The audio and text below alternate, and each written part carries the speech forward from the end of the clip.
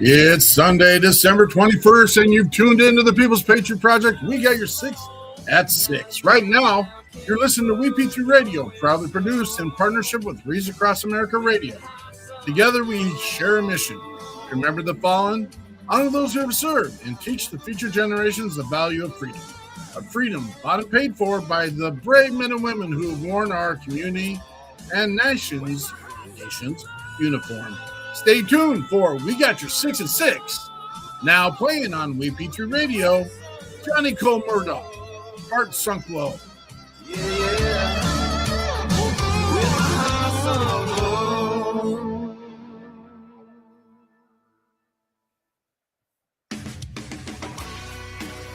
Hear the shock and awe on WeP3 Radio, where we are committed to giving a voice to those who have served as service members and first responders. Here, today's Heroes Hits, here on WeP3 Radio. Patriot Pride.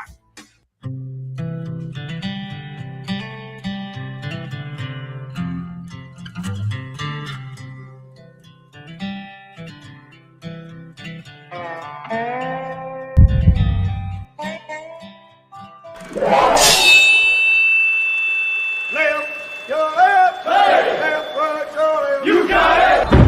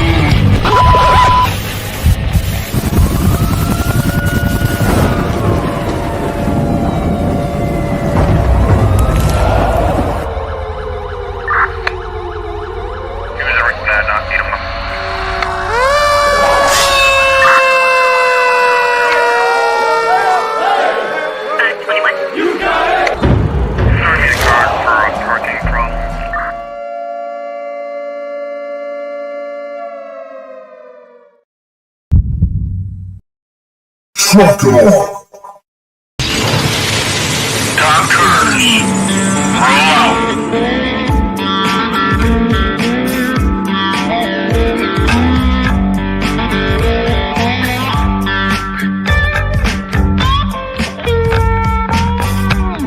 You're watching or listening to We Got Your 6 at 6 Patriot Playtime.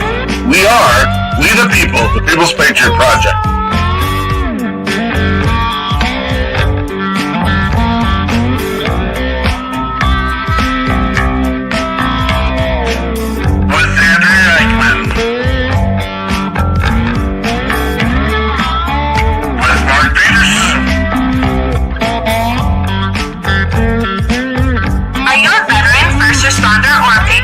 For a place to put your skill set, your thoughts, and ideas, or want to help continue the mission, you have come to the right place. We are the People's Patriot Project, and we are the shock and awe when it comes to meeting the needs of our veterans and first responders. We are dealing with a new enemy in today's world where the wounds are not always seen. We want you to be a part of this mission in saving lives and making a difference. Welcome to We Got Your 6 at 6 Patriot Playtime. Here's the WeP3 team bringing you today's best heroes hits in the boots on the ground organizations that are saving lives. And as always, Patriot Pride.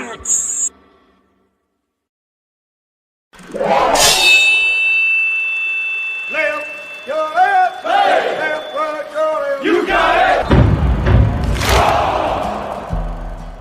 Trucker.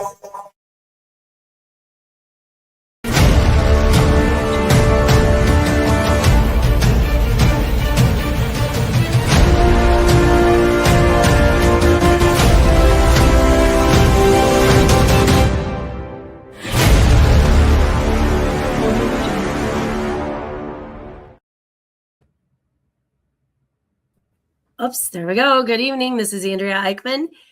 with your We Got Your 6 at 6 show and the People's Patriot Project. Tonight you will have myself, Mark, and Frank here to bring you our weekly show.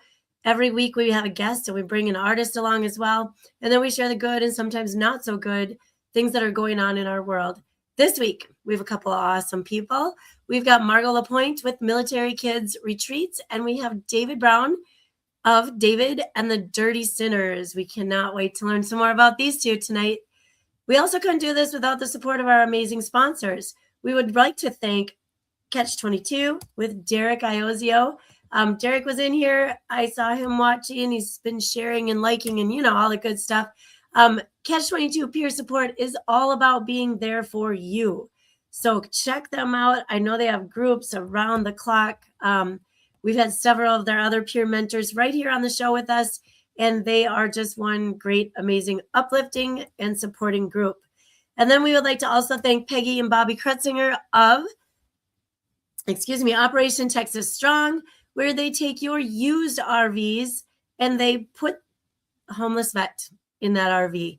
One vet at a time is coming off the streets and into a new home. Thank you, Peggy and Bobby Krutzinger. Oh my gosh, they're so amazing. Before we get started here, we just want to reiterate our thanks to our sponsors, our guests, and all of our listeners.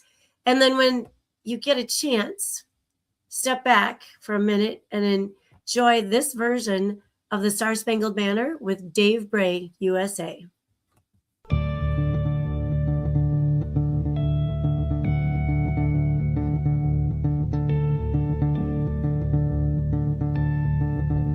Ladies and gentlemen, please take the time to stand if you are capable of standing. Out of honor and respect, please remove your covers and prepare yourself how you need to show your greatest gratitude for the amazing freedoms and liberties we have achieved under one of the most powerful symbols in the world. Please cast your attention as we respect our old glory.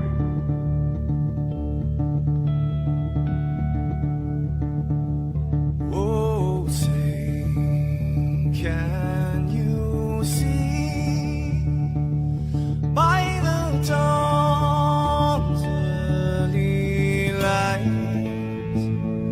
what so proudly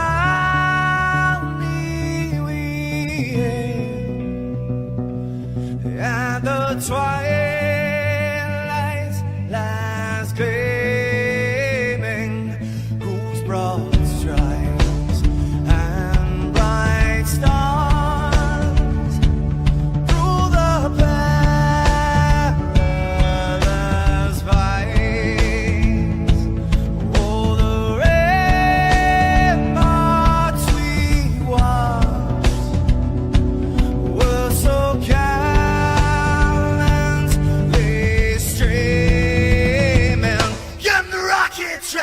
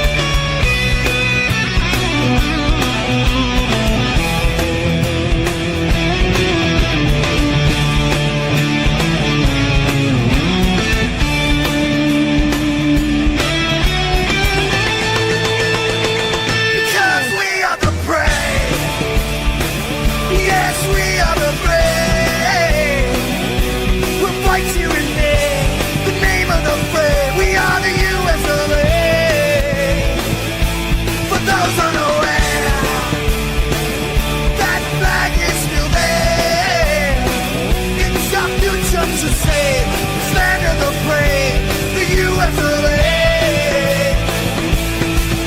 Oh, say, just that star, spangled banner, yeah, wave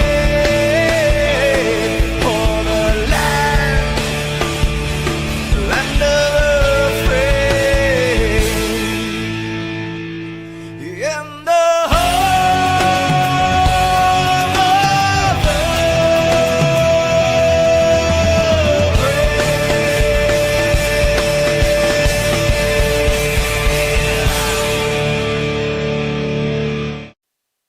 Patriot Pride.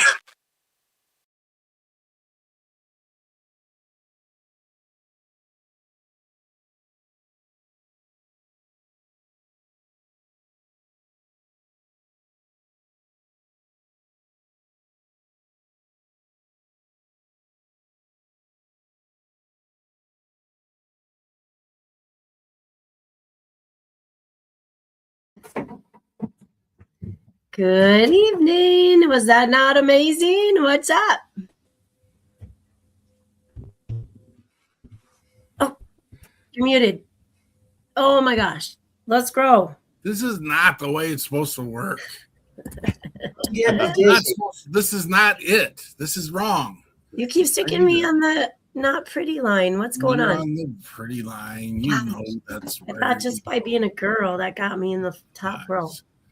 All right. It's not. So our flagship channel of We Got Your 6 at 6 is not rolling right now, and that's what I was trying to fix. So this is what we're supposed to see, folks. When we're coming on, we're supposed to be going, we're going, let's grow, and it's time. You're going to do it. Tonight's the night, and it is time to... I just got three things to say. God bless our troops. God bless America. And gentlemen, start your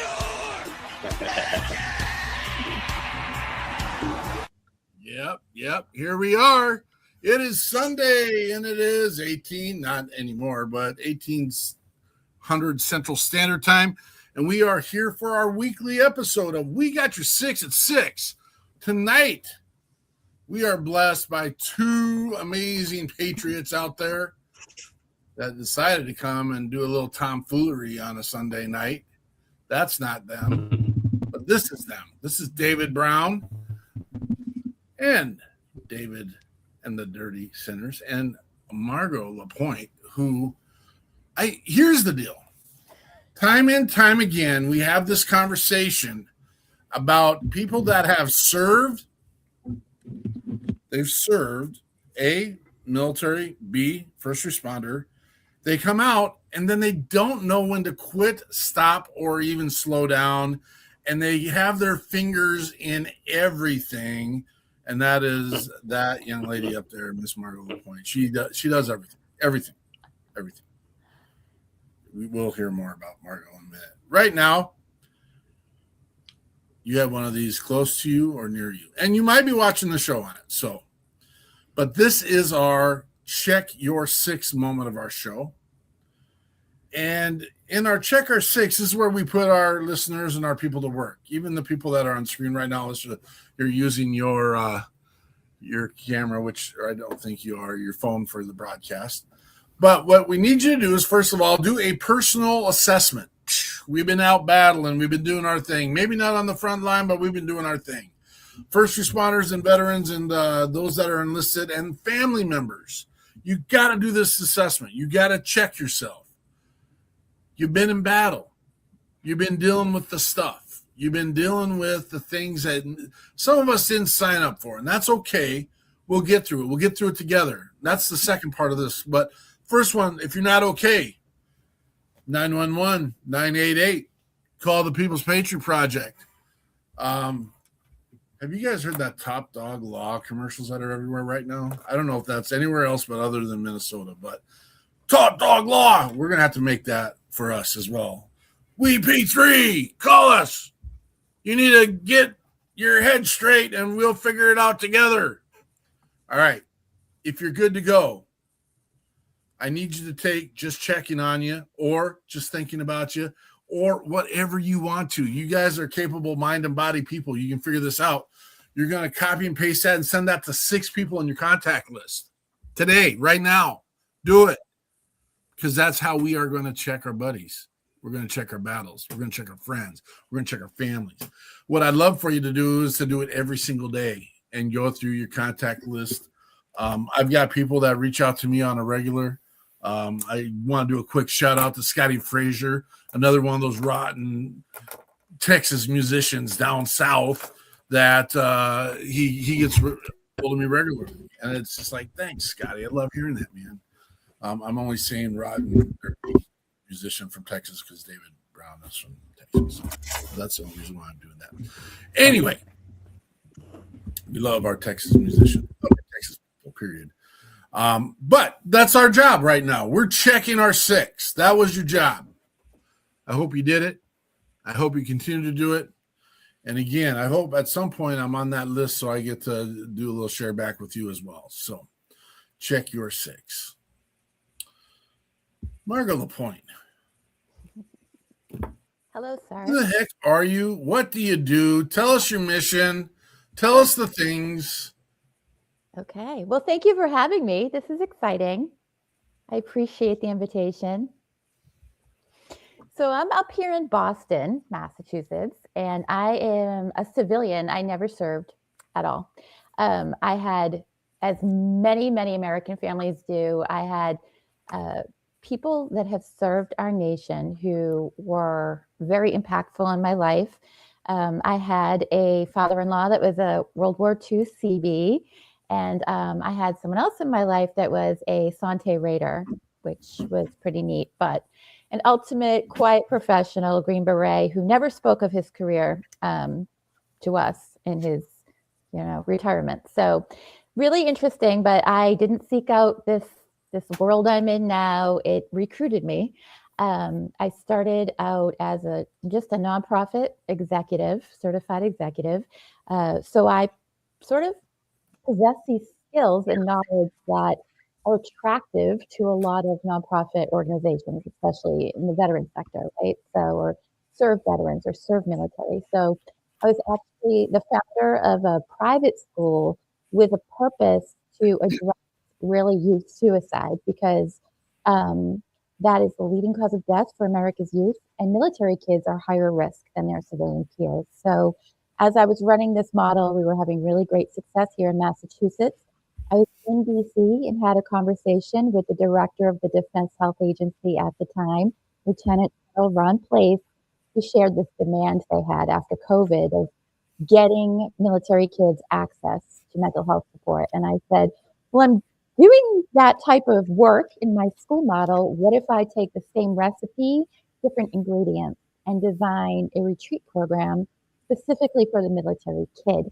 They can bring their parents, and we'll have both, programs for them and support for the parents as well. And he said, well, let's see what you got. So I came back from DC, contacted some veterans, some Green Berets that I'm friends with, and they were like, absolutely, let's do this. Sought out funding, and we funded our pilot program, and it was incredible. I built a team of amazing veterans. So it's also sort of veteran suicide prevention for retired veterans, right, who are looking for a new mission. So they onboarded my team. We've got Green Berets, a 75th Ranger, an incredible general, Don Baldock, a military kid, military spouses, and they were just, everyone volunteered, which is incredible, right? No one was there for, a book deal or, a speaking engagement. They were just there to serve the kids and the mission. So they were like, put me to work. What do I do, Margo? And now I'm like, oh my gosh, now what? Like, I'm supposed to lead like Green Berets and a general. What the heck? So I shared my vision and I said, these are the workshop topics I'd love if you would run them. I designed the whole program. It was on a lakefront summer camp property in the New Hampshire mountains. It was free. Our funder, Camp Resilience in New Hampshire, paid for, it was like an all-inclusive 3-day retreat at the summer camp property. They just didn't pay for travel, but food, accommodations, our workshops, recreation. It sold out immediately. It waitlisted, which shocked me. And we had guests travel from Tennessee, Texas, New York, Connecticut to join us for the weekend. And it was incredibly successful. And I wasn't sure if I could produce the outcomes I was looking for within that short of a time frame, Friday to Sunday. But when we did our, my funder was there for the whole thing. He was there, his son was there, and his granddaughter, because they were all legacy veterans, and they participated. And he, at the end, did like an audit. What did you guys think, to the guests? And I mean, the kids were incredible. One of the kids said they had been considering suicide prior to that weekend. And another kid said, now I know I'm not alone. There were other kids just like me. Another kid said, I didn't realize that, life is going to have tough times, but it's how you handle it that will make the difference. And it was just really impactful, and it really moved me. It felt like I was walking in my calling in that moment to hear these outcomes that can be possible. And then the parents also, because we had a mix of active duty and retired, they were all welcome. And they said, I never realized how serving impacted my parenting. And some of them were like, well, I'm retired. I didn't think I was still in the community. And now I realize it's still here for me. So we built it out, and there's an online platform so that Sunday it wasn't a goodbye. Everyone can stay connected with things that adult veterans realize are helpful, right? Peer-based community. No one gets it like someone who's been there. And the kids now have that. And time in nature, wilderness therapy, nature therapy, recreation therapy was all ingrained. So it was very exciting. Very proud of my team for those outcomes. And that was the pilot program. And now we are in demand. I'm receiving demand to bring this up, box it up, bring my team around the nation and the globe to bases, even in Okinawa and Germany, because we're hearing these parents on bases saying our kids need this.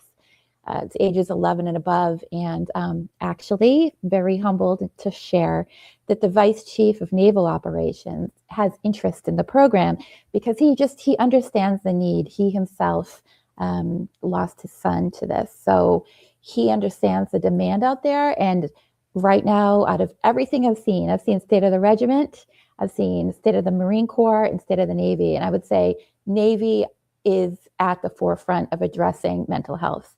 They have increased their budget, and they're really all hands on deck to serve, not only the adults, but now with the interest in bringing this into potentially the idea of bringing it into Fleet and Family Services across the board for all those kids. So it's a humbling opportunity. I'm honored to support the kids, and it's an exciting situation.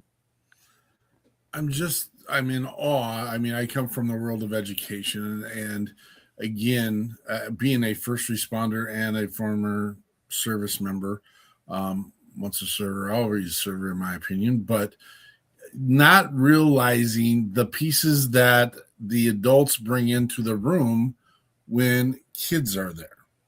And then just the displacement that our military youth have to deal with all together, with the moves, the uprooting, the changing, there's just, I won't say there's a lack of stability, and that's not the word I want to use, but there's a lack of knowing, because you might change your duty station from one year to the next to the next to the next. And that's not on the kids, but we as adults have decided, well, we're going to bring kids into the mix of this. And we never take into account all the pieces that affect those kids. Right. Well, it's so true that when one person in the family serves, the whole family serves. And, that's the beauty of this program, too, is I am not the subject matter expert on all of these different pieces. So I create the space and build the table and give these folks a seat around the table to hold that space and have that voice. So the military kids themselves, General Don Baldock's son, he's an adult now, but he spent his whole life traveling the country and globe. They had to relocate to Germany when he was in high school. So he leads a conversation and a workshop on that for the kids so they can all relate to each other. And I think that's really a piece that is missing. And so I'm really excited to sort of create the task force to address this need for the kids, because there are these veteran service organizations. There are those that serve the family unit, but I'm not seeing much that specifically addresses the kids in this way, because it's almost like a school on a summer camp property for a weekend. But then we do the recreation, and we have this really great, we did a parents versus kids archery tag. It was amazing. The kids were like, wiping out their parents during archery tags. So we really bring fun in it too, and bonding and relationship, but there's all strategy behind it. So it's effective, but there's such a demand.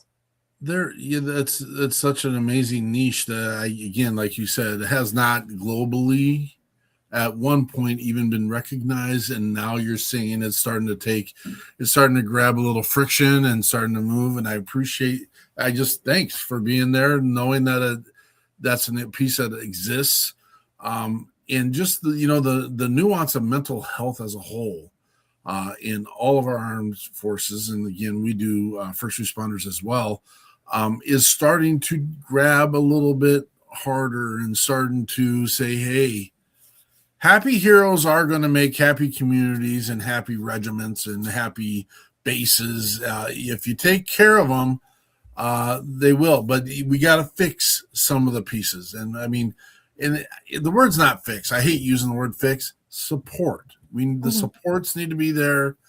And then there needs to be something that grabs their attention as well. And so thank you for being here tonight, Margo. I'm excited to hear more. I want to be more involved. I want to be in the know, because education is the foundation of all pieces of understanding. It builds your perspective. It builds your nuances. It builds everything. And I know people have issues with their process of learning from kindergarten to 12, and that's not everyone's cup of tea, but remember, we're constantly on the stage of learning, constantly. And when you don't realize it, you don't know it, there might be something you could learn that will help fix where you're at the moment. And so, again, thank you for being here, Margo. Let's move on over there to the David Brown. David Brown. How's it going? Who are you, brother? Oh, man, it's going. Getting over this little sickness and all this sinus infection stuff. The change of weather from 80 to 20 to 80 to... You have not felt 20 degrees. Don't even. Oh, we did. You had 20 down in Texas? It was 28. 20 is a far cry from 28, just so you know. I'm not going to let you off the hook. I'm not. Have you had any snow down there yet? Not yet, man. I think the last time we actually had a real snow was last year, and it lasted for 2 days because it was 68, 72 degrees the next, 2 days after it came down. I'm blowing some down to you right now. Hey, bring it. I love snow. All right. You're a hockey guy. You like hockey. Oh, I love hockey. How does a Texas boy like hockey? Where'd that all start? It started when I was younger. I used to go to a lot of Stars games and everything as a little kid. And then I kind of got into it, played a little bit in high school, but it's just sports that, honestly, in my opinion, it's one of the only man sports left where you can still contact people and not get a penalty or something else, or somebody flop. You still fight. You go to a penalty box, you can check people, knock them against the wall, keep playing. Everybody's hunky-dory instead of, throwing a fit, getting fined or something like that. You got me on. I have to crawl on my box here for a second. And again, I am a little bit. I don't get the new rules, folks. I don't. No. I watched the Vikings game today, and it's a won game. We played a 2-12 team, and we're out of the playoffs, so it is what it is. But the amount of roughing the passer calls that are happening are driving me absolutely insane. Yep. I get it. There's some, but all right. Is there a therapist in the house? Is that something you do, Margo? You use therapy too? We actually use this really amazing program. It's called healingthehero.org. It's free. It's over Zoom, and it's trauma healing. So there you go. I'm not making light of the word trauma, but I got trauma with this football thing going on. So anyway, I don't have any trauma. Travis Partington, good to see you, brother. Merry Christmas from Oscar Mike Radio. Woo! Love him. David Brown, tell us about your band, your music, and what you're getting done. Well, I just started taking it serious back was 2020. And then I only started, recording it and so on the last maybe year and a half. It was, trial and error for the longest, for about a year and a half, 2 years of finding the right guys, right fit, right talent, and so on. And now I finally solidified that. I've got one platinum award-winning musician now as my lead, and then bassist, another award-winning musician, and just hands down easiest people to work with, and they've been in the industry for quite some time, and also help navigate myself, in the right directions instead of getting clouded, so to speak, by everything that's, in the industry in general that goes on. And our style of music is, that red dirt Texas country mixed. I love it. Do you want to go with your first song that you got rolling for us? Yeah, that's fine. You want to go with Sinner and Saint? Yeah. All right. This is it's David Brown, but it's David and the Dirty Sinners with Sinner or Saint.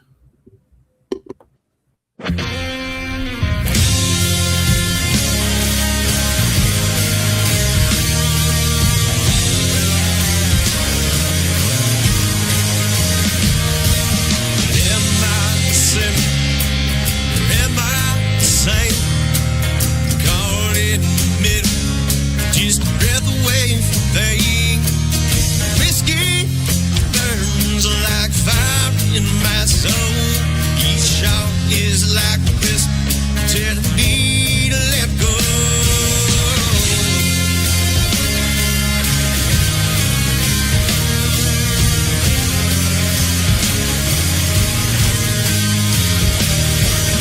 I'm calling nights, all the endless fight. Chasing dreams heading deep, something I kind of like. Still taste that smoke from the last cigarette. After it fades, yes, I regret. The sinner, say, what do I choose? One wrong move, then I'm lost in this life I can't lose. Searching for the empty shadows of the night. It's a bit different.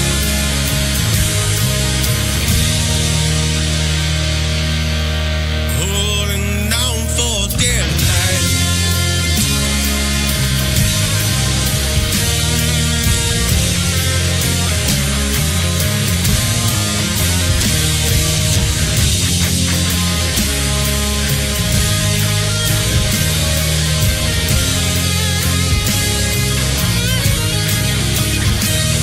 I remember my mother tried to steer me right.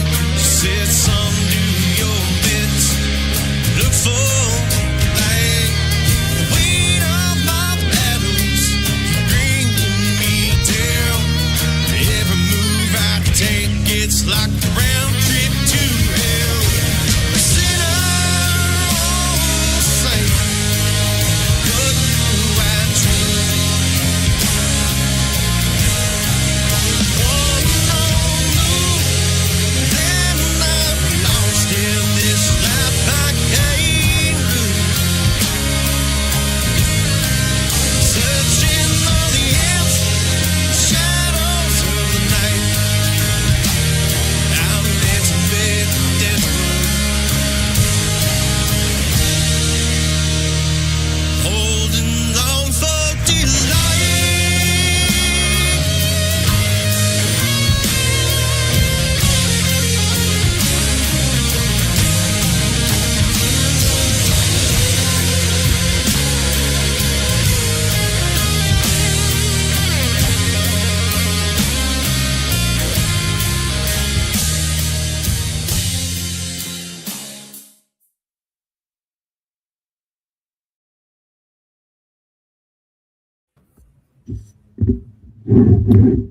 That is David and the Dirty Sinners. Nice. How long you been in music, brother? I mean, in music, maybe about 3 years. Doing music, stuff like that, playing, writing my own stuff, and so on. I picked up a guitar. I think it was at 12 years old, and started really digging into it at 13. But where I lived back up in Arkansas at the time, closest music store or anything like that was maybe 35, 40 miles one way. And so I just taught myself off that old Walmart poster chord chart in a pawn shop guitar, and then started just learning everything from Waylon to Iron Maiden to Leonard Skinner, all the good, and teaching myself until actually Bobby Lasser, Ben Nichols actually, he's the lead singer of Lasser, kind of taught me and told me that just I was willing to and wanting to just stop doing music. I didn't think I was going to do nothing, blah, blah, blah. I was being a stupid kid at 15, 16 years old. And he's the one that kind of kept me into it. And so I've just stuck with it since then. And, last year and a half, 2 years, actually started recording when I, get and started trying to make something of it and just gigging, doing solo shows, full band shows from all over Texas, New Mexico, Arkansas, Oklahoma, and everywhere. Why Sinner or Saint? That one is kind of like an internal struggle with temptation and addiction and, search of meaning, where it's kind of you feel lost or whatever, you know what you want to do, but sometimes those choices, kind of take a darker path, and it's either going to end in rubble or it's going to be successful, but you know what you're dancing with and what you're doing. It's a nuance that I've recently been kind of entertaining in the fact that there's one of my favorite quotes that is going around right now, and I'm going to just absolutely massacre it. But it's like, there's the people that say you're amazing and you're this great person. Then there's the people that say that you're not so amazing. You're this jerk. Yeah. And then I'm sitting in the middle saying, I'm both of those. I can be both of those. And I reached out to a clothing brand not too long ago because I really super liked they had a lion on their shirt, and it was a blue lion, and it was a lion about backing the blue. And I said, I love it. I love it. I love it. Would you, or could you change this over? Because I want to represent the wolf, and I wanted to have our beacon green on there. And then there was this conversation. They're like, well, no, because we support police officers, and police officers don't like the wolf because the wolf represents the bad dude. And then I got into this whole sheepdog thing and having that conversation, because our world likes the protector of the sheepdog. But you know what? I don't necessarily need to be all cuddly, warm, and friendly with the fam all the time kind of thing. And so I still want to revert back to that wolf, because sometimes we just need to get her done because people aren't hearing the message, right? Mm-hmm. I'm on a nuance now, so you guys can interrupt and say, hey. You just use a corgi. The corgi would be a great option too. Nobody be upset with corgi. I mean, my God. Who in Minnesota would drag his wiener in the snow all the time. I don't know if that's why I don't have many in Minnesota. Yeah. Is that what you have, Frank? A bunch of corgis running around? I have one, and it's a female, and she's the alpha over the two full-grown labs and the Westie. That's crazy. In my head. They will not do anything to upset her. I'm thinking here, the corgi's sitting back listening to you talk. Hey guys, did you hear Dad said I'm the alpha? No corgi has ever said that in their life, I don't think. But that's when they make her mad, she goes bat stuff crazy.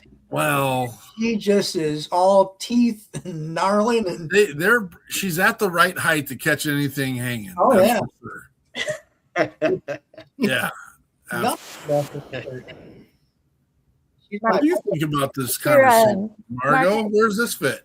Mark, I think you're on the right page here talking about the wolf. There's this Native American saying that everyone has two wolves, the good side, the good wolf and the bad wolf.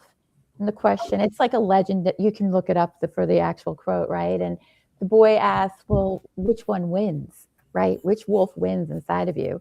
And the man says to him, whichever wolf you feed. And I think that's so true, right? We have I love Satan that. sinner inside of us, and the one that comes out is the one we feed. So I think you're onto something. David Brown, next song, which wolf are you feeding? And we're going to blow this up, dude. Get that done. Frank, write the song for him. What? Write the song for him, and then he'll sing it. Okay. Not what corgi did you feed, what wolf did you feed? Yes. Margo. Yes. Oh, we got to do. It's Frank's turn. Frank gets to tell us the news. I did what? You get to tell us the news. Oh, cool. Yeah, we got some good ones today. Not that they aren't all good, but the European Union has stepped up and decided to fund the Ukraine. They originally had planned, and I thought it was a great plan. They had planned to take the money that was frozen from Russia across the banks in Europe and to give that money to Ukraine to fund their war effort. But they had to think about that twice because the majority of the money is in Belgium. And it was probably more than 90% of the funds, which come to about $250 billion. I think it was billion. Yeah. So they decided that they would just fund it out of their own treasuries instead of possibly having some backlash. So they're going to get that money to the Ukraine shortly in the beginning of 2026. And then following on that, we're hoping that there is no need for that. President Zelensky from the Ukraine has said that they will have a peace proposal to Russia to consider very shortly. And you got to remember the one that was drawn up by the United States. Ukraine objected to it because it was ceding land to Russia that they were not occupying. And so President Zelensky has said all along he's not ceding any land to Russia for invading his country. And so we'll look at that a little bit down the road and see if anything comes out of it. Hopefully it will. I spent time in Ukraine, and the people are amazing, and the country doesn't deserve to be going through what they're going through. The next one, and this is a really good news story. So the Syrian Australian who jumped on one of the assassins at Bondi Beach, where they killed several people and wounded, I think, 20 more. He has received pledges from across the world for millions of dollars. And I don't know how they're going to finalize this, but I'll tell you what, if anybody deserves a reward for what they did, it was this gentleman who took shots in the shoulder from the elder assassin's son after he wrestled the gun away from the father. The son put a couple rounds in his shoulder, and he's still recovering from that. But boy, what a great story. There could have been dozens more people killed or wounded. And then the last story of today, we always have I can't believe this really happened. And this one did. So there was a story about a lady who gave birth in one of those driverless taxis. Now, all those taxis are mic'd and have videos, but there's nobody there to respond. So I don't know. My first wife had 2 kids, and I was in the delivery room. And first of all, if the delivery of that child was anywhere near what my wife went through, my ex-wife, they would not understand what she was saying, because there was things coming out of my kid's mouth that I wouldn't even begin to try to translate. Oh, thank goodness. I thought it was going to be something else, Frank. Thanks. Oh, no, I'm not going there. I was holding her hand for one of childbirth, and I still have a little loss of feeling in that hand. But it went well, and the car somehow made it to a hospital, and I'm not exactly sure how or why, but everything turned all right. And it didn't run over any people or go through a train intersection with flashing lights like some of them have been doing. But that's our can't believe it happened, but it really did. I thought you were going to bring up the Bears win this weekend, but that's well, that's why I'm wearing my hat. Yeah, that's the band hat. That's not really a Chicago. I don't have a Bears hat. I told you last time that I'm not a big football fan. I got a hockey hat and a baseball hat.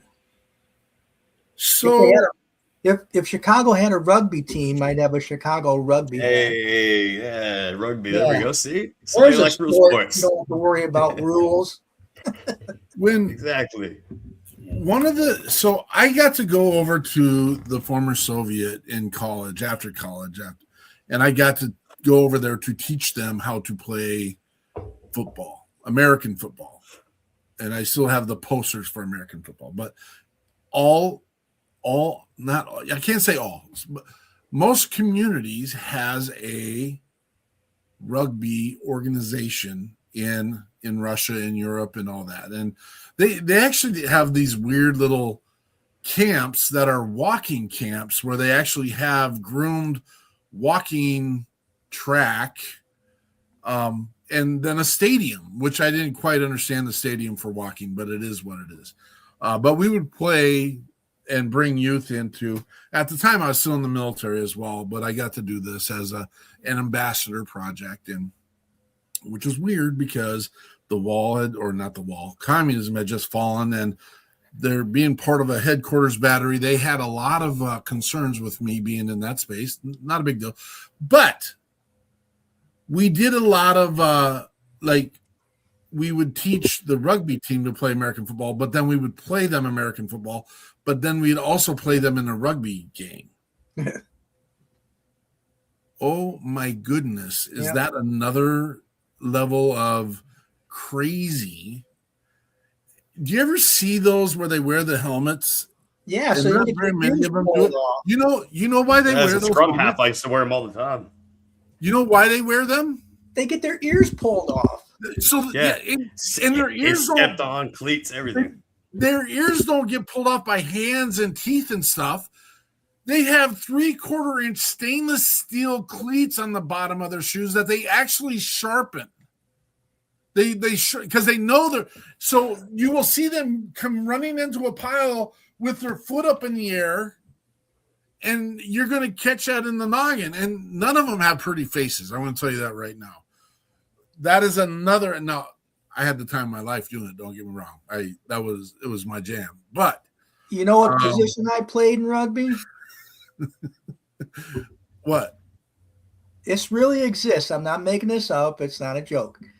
I played hooker.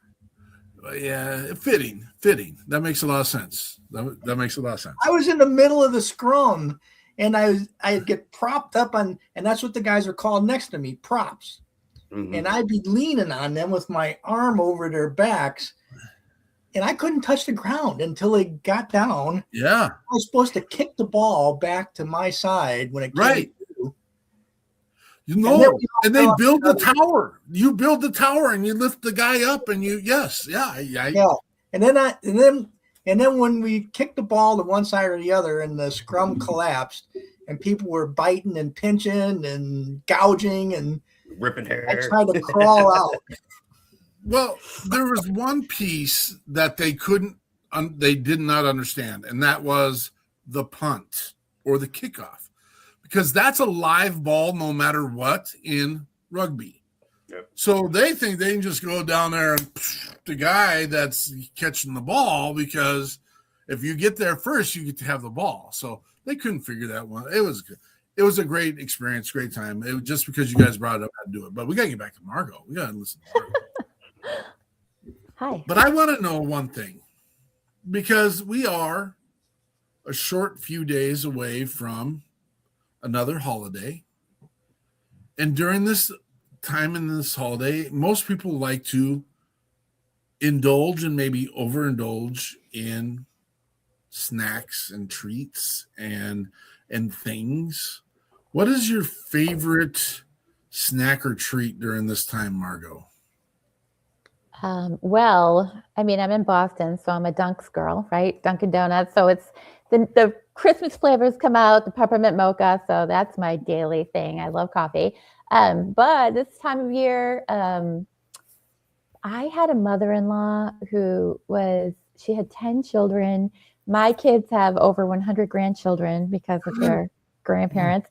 And she used to make, she's long past now, but she used to make the best old school homemade fudge, like peanut butter fudge, all the different ones. And I think I'm going to try to recreate her recipe and see if I can do it as well as her and try. But that was an amazing treat. And it's always, associated with Christmas. So what about you? Well, Andrea, you're next. Your microphone. I know. Okay. Tell me the question again. What is your favorite eats during this time of year? Oh, just this time. Okay, so I got caught up in food. I know you can't believe that. Oh my gosh. Okay, so my mom makes this. She makes amazing fudge, with nuts or without nuts because kids are picky.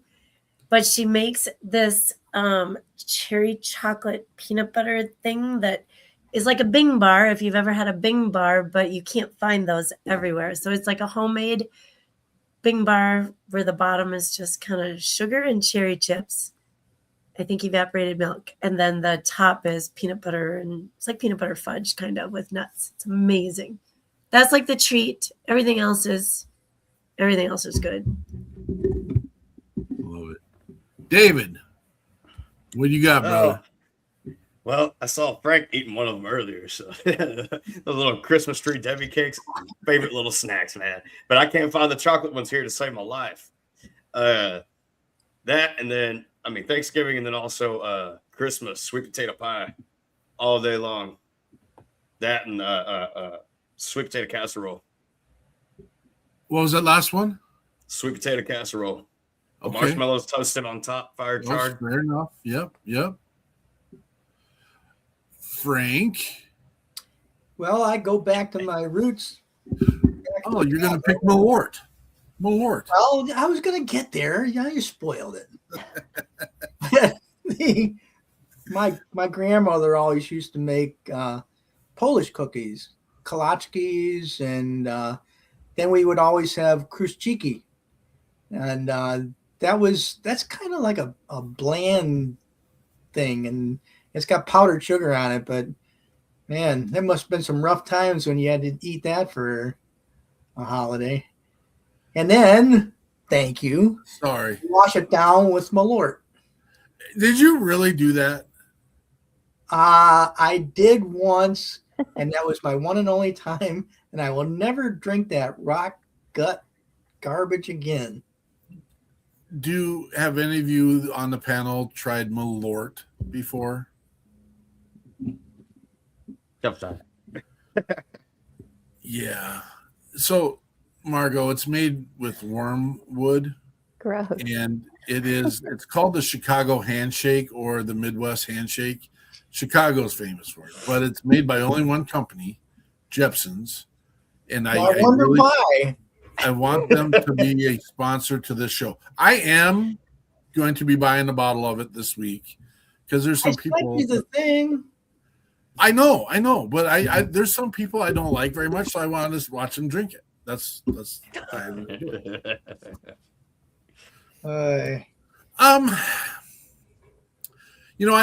don't know that I have famous or great eats at this time. Only there's things that I need to have during this time, but I have memories. All my grandparents passed away when I was young, but I did have a grandparent that would make by the hundreds of pounds taffy, and she would hand roll this taffy and crumb cacas, and they would make all those things. And I haven't had a chance in my life to like experience that because all of them passed away so early in my life. But those are like some of the fun memories, because we'd get shoe boxes after shoe boxes after shoe boxes and you could smell the crumb cacas. And I don't know what the little funnel ones are called, but then there's the star dipped ones or the snowflake dipped ones. The crumb cacas were the cone ones, but you could smell them when they got in the car, and it was just like, oh, I know what I got. But the toffee, anytime, and they have them at gas stations all the time now, any of that butter rich, like caramel toffee that you can buy, like I'll pay $15 for one of those bad boys, man. I grab one and gobble those. It's gone before I get to the car. That's one of my favorite little snacky snacks that I get to have. But yeah, thanks for sharing all that. I do have a dish that for both Thanksgiving and for Christmas, the family requests me to make, and there's a dish that my father made, and that's Eastern oysters, scalloped Eastern oysters, which is, it's really simple. It's butter, it's cracker, and salt and pepper, and that's really all it is, other than the oysters that are in there. But well, the Rocky Mountain oysters are closer to you. You're not wrong, Frank. You're not wrong. How many of those have you gobbled down? Enough. I like them. Every time I get to Wyoming, I do gobble down the Rocky Mountain oysters. My sister lives near Boulder. Yeah. And they have those at several establishments there as an appetizer. So, Miss Margo, yes, you're sir. a Bostonite. Are you going to go to Cane's, Blackbird's, or Anna's for donuts? I'm not in the city, and those are in the city. Yeah, I'm on the suburbs, but I heard they're great. When you're downtown, everyone is carrying boxes, little tiny gift wrap boxes of these donuts everywhere. And it's like, all right, we got to figure out what they are, where they're at, and who's doing them. But yeah. Margo, what are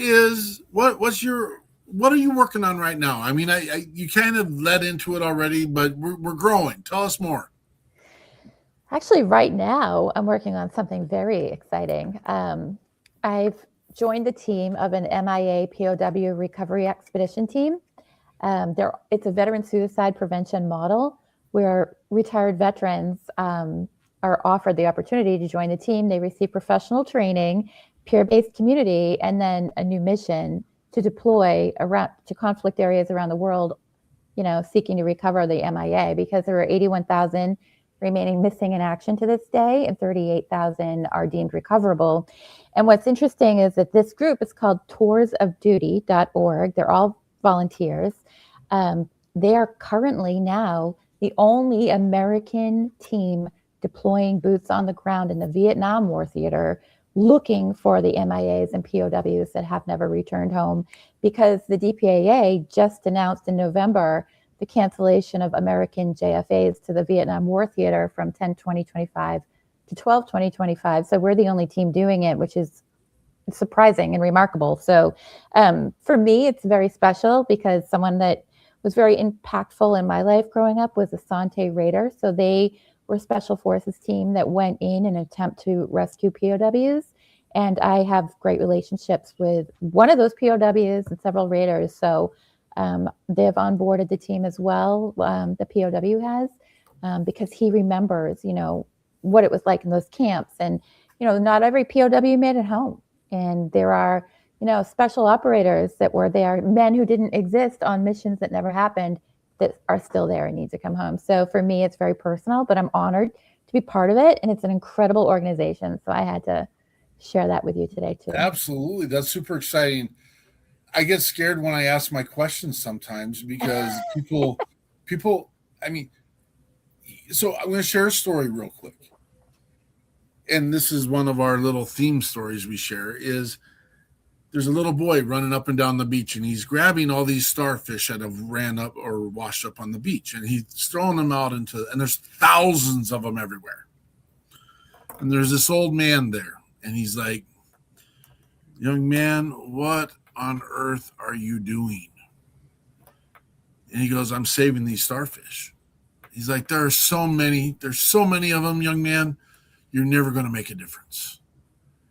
And he picked one more up and he threw it into the water and he goes, I made a difference for that one. And so I get scared when I ask the question, how many of these POWs or MIAs have your organization helped bring home? Well, this is still a young organization, but I will say that I believe that it's because of the very specific, unique skill set that veterans have from serving our nation. And then they come into the civilian life and they're a little, disoriented, trying to find their, new purpose in civilian life, which to me makes it extra special that they're veterans and that they served and they have these skills.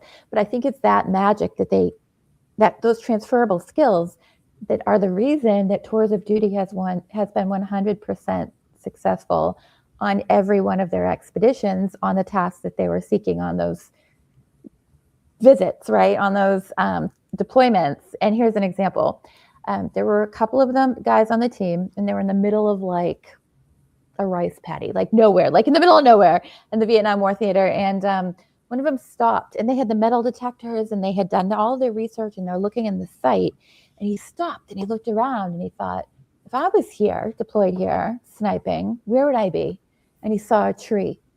And he went over to the tree with his detector and he found a bullet in the middle of nowhere, the jungles of the Vietnam War theater. And he was like, we're on the right track. So it's that type of special skill set that I'm like, these are incredible assets. And let's repurpose, all of those veterans that have that skill set and who can, once you've served our nation, it's like transferable across all branches. Who can resist a new mission to go back, right? Go back and find our guys and bring them back home, right? Leave no man behind. So, they're pretty successful in what they do. And they have excellent researchers and they're professionally trained. And it's a pretty remarkable program. It's founded by Amanda Rutledge, who she was in charge of an embassy, security embassy. So these are like very specifically skilled folks on the team. And I was really honored to be recruited.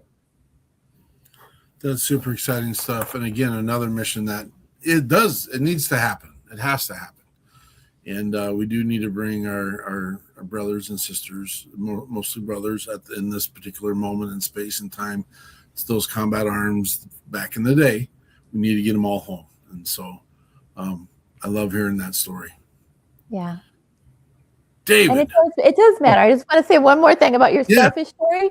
When you hear these numbers, right? 81,000 still missing to this day, 38,000 that are recoverable. You think numbers and data, and that might sound crazy. And it might sound like, oh, Vietnam was so long ago. But to me and to the veterans that I've had honored to sit with and talk with, it was like yesterday, right? They remember where they were when their friend they served with didn't come back, right?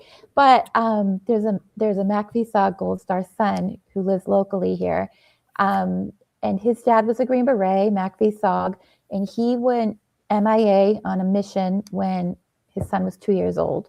So he was MIA for 21 years, and then his remains were found at a crash site in Laos after 21 years. And it was Project Eldest Son that he was on, which was a special mission. And so 2 teeth, there were the fragments at the crash site. There were no bone fragments longer than 2 inches, but 2 teeth were found and they were identified and they were his dad.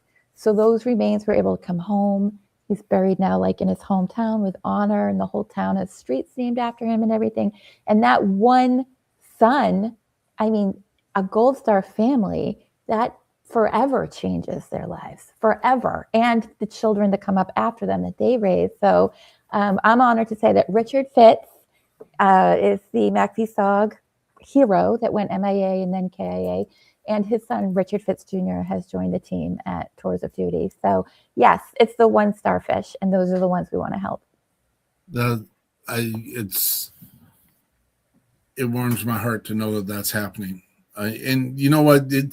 We run into conversations. We actually have a Vietnam veteran here in the state of Minnesota that was a prisoner of war twice because he did his service. And then he went back as a missionary, and they caught him again, and him and his wife. And I'm just like, I don't know.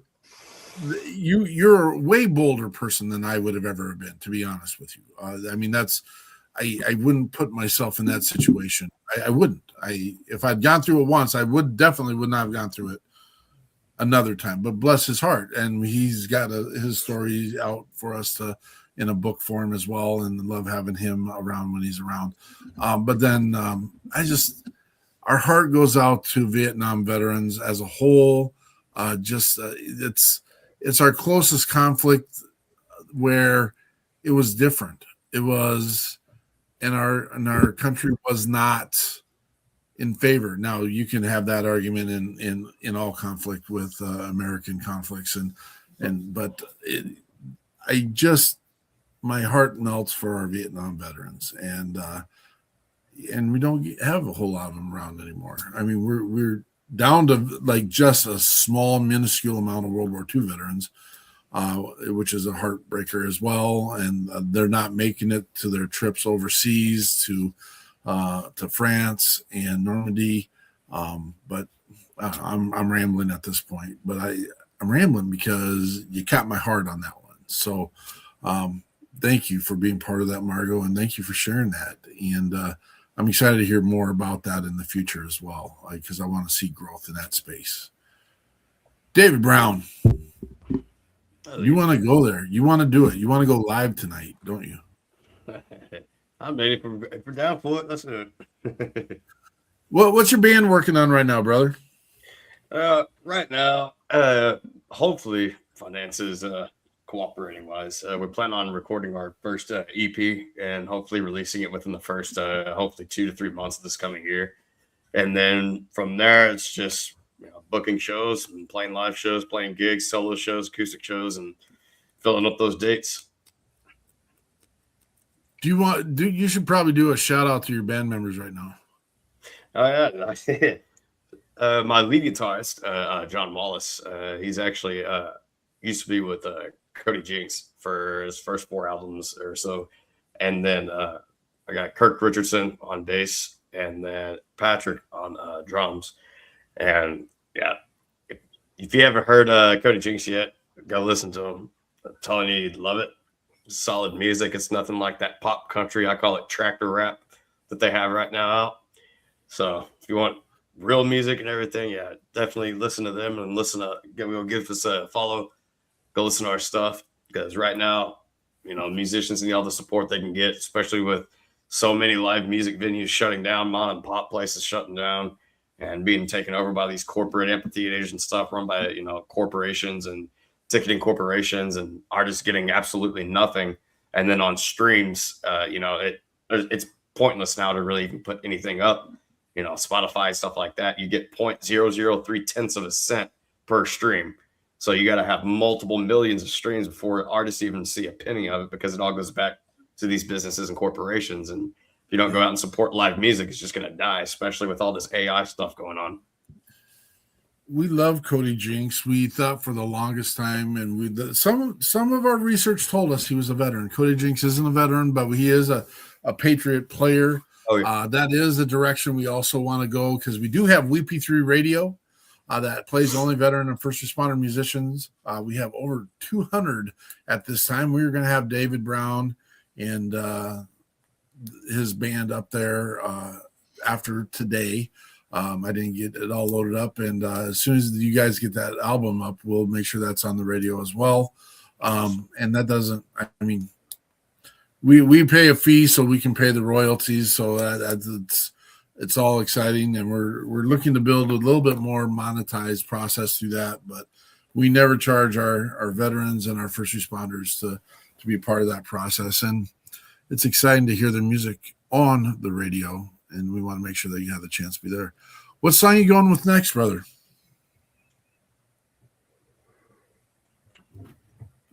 Oh, did we lose him? Yeah. Of course. Sure. There he is. Oh, he's back. He's back. There we All go. right. All right. You ready to roll with this I'm a live version, or do you want me to do one of the ones I have in the background? In the background and the live one, whichever way works best. Well, we're having a little connection issue right now, so let's do. This is just going to give everyone another feeling. We're going to do the cover of Porch Light with David Brown.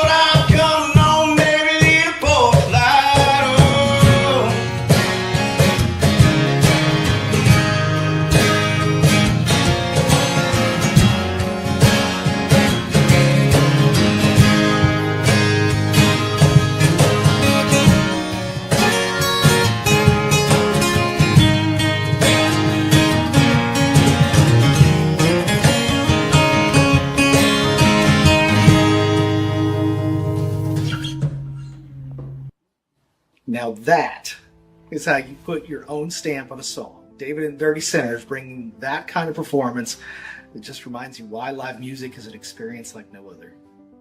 Now, granted, this is pre-recorded, but it was live at one point. I don't know if that makes any sense. Maybe it does. That's David and the Dirty Sinners. Porch Lights. Who is one of your go-to influencers? I mean, I threw Cody Jinks out there earlier. Who's on your playlist, man? Alive or all time? Let's do both. I'd say alive right now would be well, I got my buddies over at Them Dirty Roses. You know, they're a pretty good Southern rock band. I would say the new age, Leonard Skinner, so to speak, but a little bit crisper, a little bit higher vocals. As far as like the way they navigate it and independently and how they structure themselves and their sound, it's one thing kind of, to not mimic somebody, but take their focus and their drive and everything else and implement it in your own, own ways. But I would say of all time, iconically would be Waylon Jennings, like hands down. It's outlaw country. You're not mainstream. Forget all that. Like I said, pop tractor rap crap. And because half the artists now don't live what they actually sing, and they've never seen half of the stuff that they sing about, or it's the same thing over and over. And auto-tune to hell, it's not raw talent. And so I'd say that would be my iconic person that I try to, I guess, take his, examples and leadership and stuff like that, navigating this stuff, because there's so much out there that people try to change your ways, change the way you look, change your sound and everything else to where you're not even yourself no more. And you're just doing it for a corporate puppet. And that's one reason why I think, Waylon Jennings is on the top of my list. He said what he means what he says. He done it, lived it, preached it, and he ain't got to make up anything about it. He's one of the highwaymen. I mean, that was a different class of musician back in the day. And, you got Way and you got Waylon, and you got Willie and Johnny. Willie, Cash. yeah. Willie and Cash and those guys. And they just did it. We have been so blessed by having a number of opportunities to spend time down in Nashville and hang out with. We do get to hang out with Wade Jennings quite often and have a little relationship with the fam there, and that's a blessing when we always get to go down there and be part of that. So I don't know, it's just name dropping. That's what the music world does, and I didn't realize how much not to do that until you were in the middle of it, and it's like, oh yeah, we get to do this. Yeah. So, by no means do I mean to offend, but I mean I'm hearing a little Uncle Lucius and that's one of my favorite bands in there. Oh yeah, they're from me either. Tanner Osry is right down the street from me, and then Stony meet up. We used to meet up all the time, play pool, but since his tour schedule, so to speak, he's all over the place. He's hardly ever been back home. Yeah, gosh. I love it, and I love the grittiness and the realness in it, and I'm excited for what you guys are doing and where you're going, and we're going to get this all tightened up. And do you record there in Texas, or do you have a place where you guys are going? Yeah, usually I go over to Fort Worth. That's our Nashville. We don't like going to Nashville. We stay independent and red dirt, and so all of our stuff's done over in Fort Worth at Cloudland Studios now. Awesome producer and engineer Joe Tacky produces a lot of Corey Cross's stuff as well, and Corey Cross's is more traditional country versus ours, which is more like Southern rock type country. I love it. Good work, brother. We're going to let you go regardless of where we're at. We're going to do your rock, salt, and nails for the closing tonight. We're just going to let you do it, and we'll see how it turns out. All right. All right. Margo. Yes. What? We said, what are you working on? Yes. Where do you want this all to go? What do you want to get done? Is there a destination? So that's a crazy part, because we always talk about there's never a destination in our mission, but is there a place, is there a mile marker that you want to get to?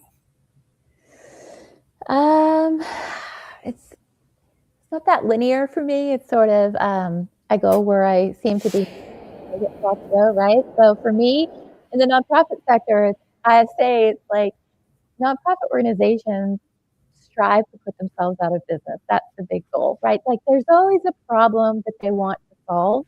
Mm-hmm. And the goal is, what if we're so successful, we can solve that problem? What if we bring that number down to 0 missing in action? What if we rescue every military kid out there and end youth suicide, right? That's the goal. That's the big goal. So for me, it's more like scope of reach. Let's cast this wide net. Let's build the teams. Let's do the strategy growth plan. Let's get it out there and see how many people can access what we can create to solve problems. So that's just sort of my lens on all the projects I get involved in. I have so many questions because again, I'm not trying to be offensive here. You hang that hat on. I am a nonprofit executive. I'm going to get this done.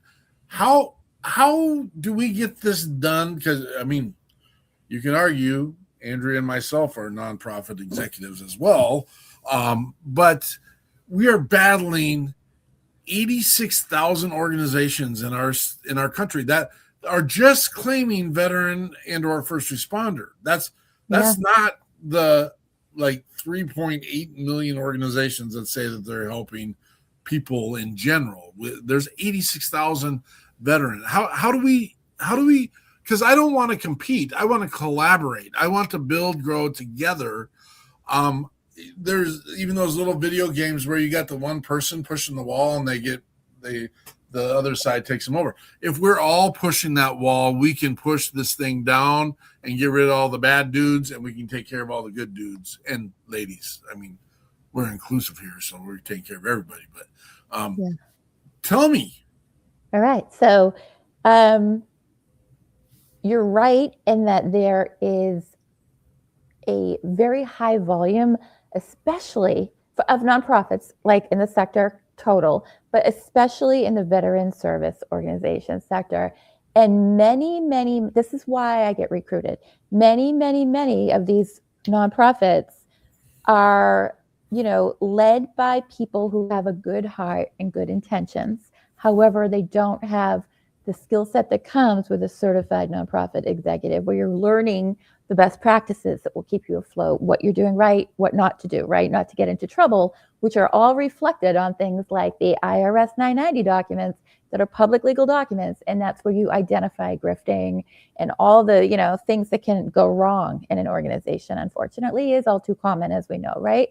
So that's the difference in skill set and having that asset on your team, number one. Number two, absolutely right. The only way to slay these big dragons are to design task forces of force multipliers, so that you are building the table and bringing the right like-minded leadership with different strengths and different POVs to the table to create that one task force. And I believe that's the mark of a true leader and a successful organization. And you're starting to see it now. We touched on it earlier about the mental health, right? It's less of a stigma now, and it's more of an identified issue for the veteran community, to the point that, Doug Collins is now trying to, evolve the VA from an antiquated system, because they're realizing it's really not changing the numbers there. It is a pandemic in itself, veteran suicide. It's a higher threat than combat. Our nation loses more heroes to suicide than combat.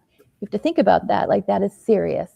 Very serious numbers. And I consider it a threat to national security, because it steals the lives of our global warfighters, our community protectors, and our upcoming generation, which is our youth. So it's time to take it seriously. And I'm happy to see organizations coming together to create those task forces, like Green Beret Foundation, Navy SEAL Foundation, Vets, they're a task force. So you're right. So what you ideally would be to look at those that have missions that serve the community, but each are doing it with a different lens, so that it's like building the Avengers. Every superhero has a different strength, and then you come together to slay the dragon. And that's my perspective on what I believe a good leader to be. I love that. And that's been our passion for years and years and years. And that's why we have organizations coming onto our show to share their mission, because I think that's how we build that relationship.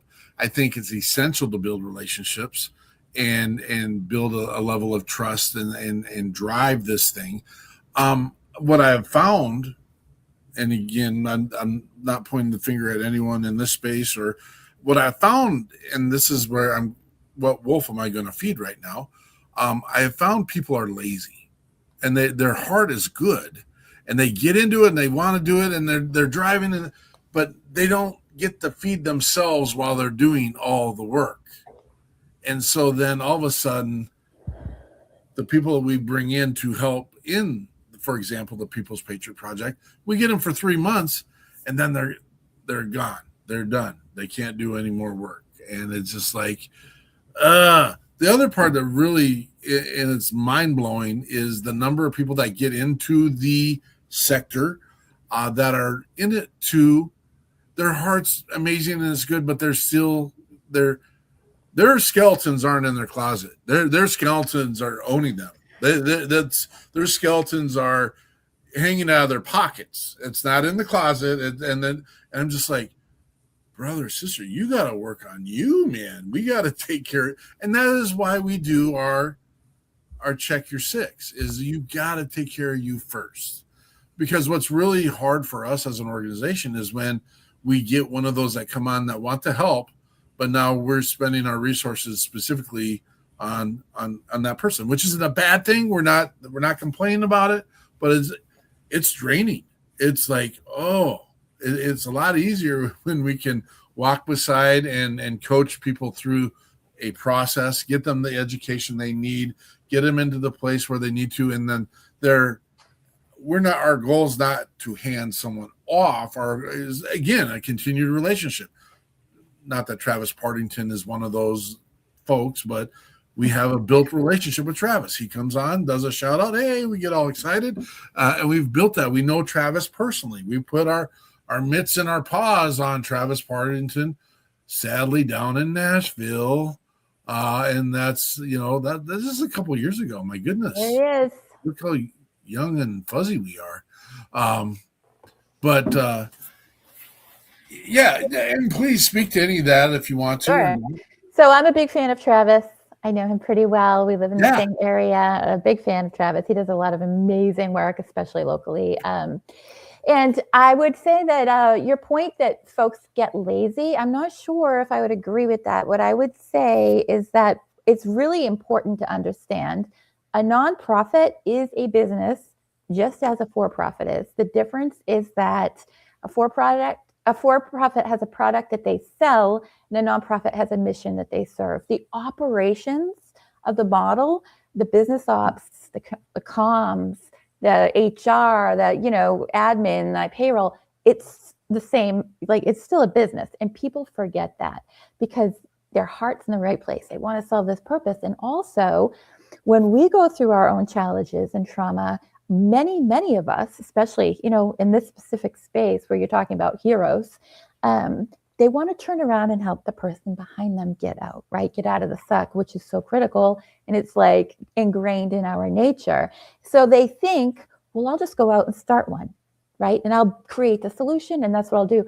But the burnout kicks in. You don't know the best practices. You're not certified. You didn't go to school for it. You didn't, you know what I mean? There's the business pieces of it that are like the tools. And it's not just as easy as it might sound. And I really try to encourage folks, why don't you look for an organization that's serving that type of mission and see how you can be a force multiplier to them instead of reinventing the wheel, because burnout is real. It is entrepreneurship, and no one sinks as much passion into a startup as the entrepreneur themselves. But then there's the sustainability piece. I mean, it is a business, and people forget that. Absolutely. I appreciate you. And I like the candidness in saying we can get deeper into that conversation as to my whys of my statements and stuff. But it is, I love when we have people that step in that are on fire and want to get stuff done. We never wanted to do a podcast. This was nowhere near. Now we're on episode 284 tonight. How many? That's like 6 years of straight going every Sunday. We're here, we do it. Plus we come back every Monday. Plus we have our special events. And we love every part of it, but it is a marriage I wasn't necessarily looking for. But it's also something we're not willing to give up either, because of the relationships we build, the people that get to see us, the conversations that we get to have on the side because of it, and where it's going and how it's going, and how excited people get to say, hey, we'll come and live stream your event. We'll come and live stream what you're doing. We want to get your mission out there for the rest of the world to see. We want people to hear about you on WP3 Radio. And so, again, all these pieces are open for you, Miss LaPointe, as well. Thank you for the amazing job you are doing and the pieces that you are put into play. And we're all ears. I mean, because that's a piece that we pride ourselves in saying we don't know everything. And if I'd have known how much time I'd have to dabble in social media to build a nonprofit, I was like, I would have not probably, I don't know if I'd have done it, to be honest with you. It's a lot of work. And then there's a lot of people that want to help, but again, they want to have their, I need to get my money first before I can help. And I'm like, okay, well, that's not how we work right now. Create a funnel. We're open to it. And it's you know the deal. I ain't telling you something you don't know already. We got this. David's in the background jamming, practicing, getting it all ready to roll. Nice. Oh, I got a guitar in my hand. I can't stop from picking. Okay, why a white guitar? I want to ask this question. Man. Everyone picks. They pick their vehicle. Tell us, does it have a name? Just Pearl. It's Pearl. Yeah. Yeah, did she sing to you when you walked in? You saw Pearl and said, that's my baby. Yeah. All right. Had to. Yeah. I love the classic traditional, acoustic style, country acoustic style. And so that white one just popped to me because everybody's got like the mahogany or the sunburnt finish ones and so on. I was like, no, that's unique. I got to have that one. It's awesome. All right, brother. What's next for the band? You're getting ready to, you already said it. You're getting ready to do an EP here in the early part of 2026. We're going to showcase and promote it on WP3 Radio and the People's Patriot Project. We got your 6 at 6. What else is the band up to? Yeah, man, just booking as many shows as we can right now. And then also doing solo acoustic stuff and just booking up as many dates as we can in 2026 to keep us, funded and record more and more and more. That's the plan. How many venues you cover in a year? Oh, let's see. Last year I will at least over 100 venues or so. Okay. I bounce around pretty routinely, but a lot of the times it's played out in the Stockyards, which is favorite place to play, and that's like our Nashville here.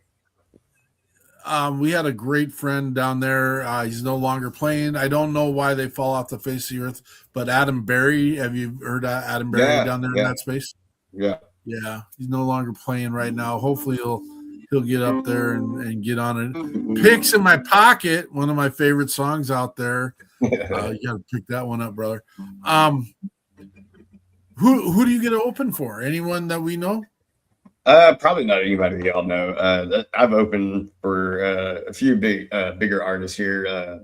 Texas wise, Zach, Copperhead Jones, and no Copperhead. Oh no, okay, yeah. He's actually a really good friend of mine. He's one of the guys that mentors me. I haven't, another guy that mentors me and guides me is Jeff Canada, which is another Jeff singer-songwriter. Yeah. So like they said, if you soar with eagles, you'll be guided right. But if you soar with buzzards, you'll eat the trash. So, and so you got to surround yourself with quality and the right people to guide you in this. Well, those guys are getting done. And Jeff likes to tell you, the world, what's happening next. We love Jeff. He ain't afraid to let it know. What wolf he's feeding. You know what wolf he's feeding. That's the name of the show tonight, Eichmann. Yeah. Feeding the Wolf. Got it. Feeding the Wolf. All right. You made that easy. Mr. Brown. Lay it on us. All right. Hopefully it sounds not too loud. I have knocked down this end microphone wise. Can y'all hear that all right?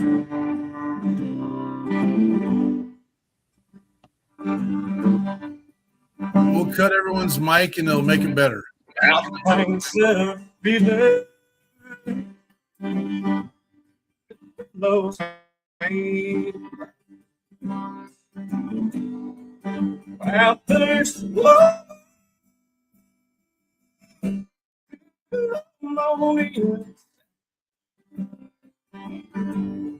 Way down in the hollow.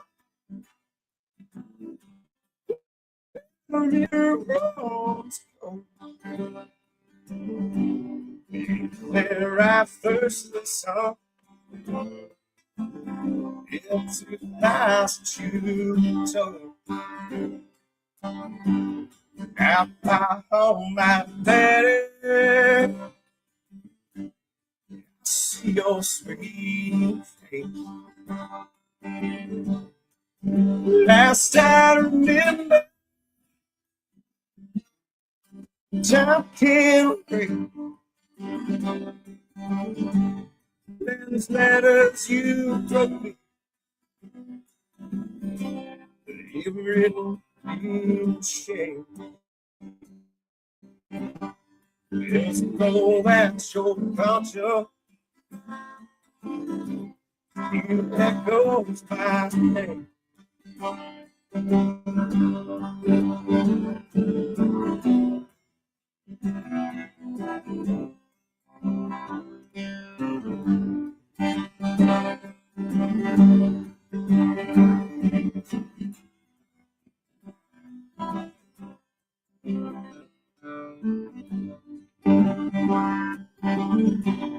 If the ladies were at her, and if the ladies were crushed, I've been forever in the chilly cold voices. If the women were sweat, we have a sheet. Well, I load up my shotgun, rock solid there. I load up my shotgun.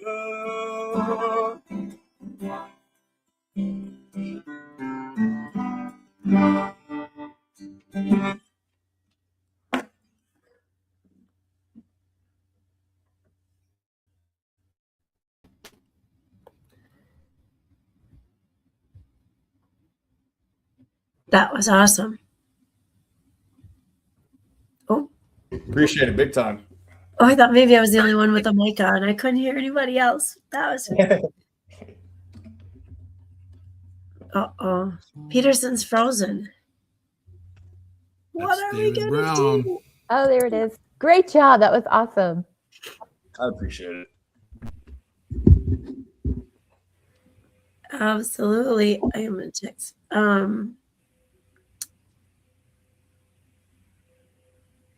I would love to talk more about people we know in common. Copperhead Jones was so fun to have on the show.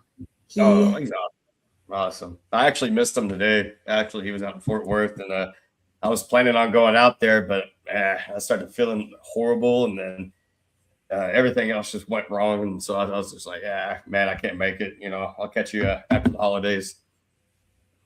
He'll be around for sure. Oops. A long time, I believe. He's oh yeah. His heart is big as it comes. Oh yeah, definitely. So he didn't have to mentor me or take the time out of his day, so he definitely separates from rest for sure. So I'm going to share your link for your tour dates so that everyone can see those. There we go. Bands in town. And they're constantly updating too. Like as they roll in and everything. It's usually this is the quiet time, of the year. It's during holidays and everything, and then everybody starts booking up for venues and so on after New Year's and all. So it'll drastically change for more dates and everything else. When that new year gets started too, that's always a big. We tried to. We had an opportunity I guess it came up last spring early. I suppose there was still snow on the ground, and this campground / concert center plus tubing in the river place. He's got kind of all the things. You talk about K River? It's in Wisconsin. It's kind of by the Apple River. Okay. Yeah, up in Wisconsin. They had openings because they were all booked out with a company. You were talking earlier about the big companies, big business. Well, they were using them kind of as a trial ground for the next big thing. And so they pulled out all their dates last summer. And so they were like, oh my gosh, can you guys bring? Can we plan? Can we do? And, we tried. And not having, we're not booking agents. We we have friends of friends. We have people that, you know, Cody Johnson is on the ranch with some of our friends, and he does some things. And it's crazy how we reached out, but everybody wants to tell you how to do it. Like everyone's like, that's not going to work. That's never going to work. You can't just have you can't just be someone's doctor and have them come on this show because you. And I'm like, well, it worked before. Like, how come? Why are you naysaying us right now? Like, Cody has some say, maybe not all the say, but if you, we had Jelly Roll for half a minute on the line, but he's booked up tight, and yeah, he wants to come and help, but we didn't have any leeway with dates, and the whole like he's at Wee Fest up north, and so you can't compete, and you know. And that's a good thing about down here too, is like there's so many of us, and majority of us are all, you know, just independent artists. And so you book yourself, and unless, you know, a booking agent, you know, does it for you or something like that. If you don't have the contract though, then you still book whatever you want. It comes into that confliction because a lot of them want to just help out and want to do this, and then they're told by their manager, oh, well, you got a date here and this. So, you know, you can't really do things. Yeah. Yeah, they get, I mean, and I get it. They have to be scheduled and do, you know, the big names, but sometimes they just want to do these little things. And I was thinking like, even like the Eli Young band, we kind of thought about having them up, and he's like, oh gosh, no, they won't play a crowd of less than whatever number 1,000. And I'm like, no, I was at Padre Island and it was spring break and they played for maybe 200 of us. So you're lying, but whatever.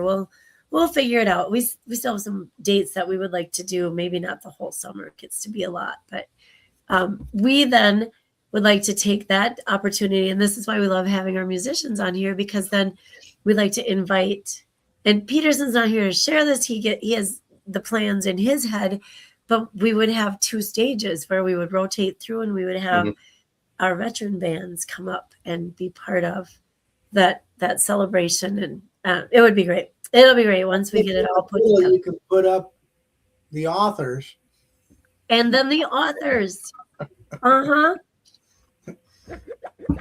Hell, I'd show up to a book signing if there was 4 people that got there. See, I wouldn't put 13 wreaths on graves today because they were left over. Oh, cool. Good for you. Oh, I don't know if you guys do Wreaths Across America, but the People's Patriot Project took it on at Fort Snelling, which if someone had said how big it was before I agreed, I knew it was big.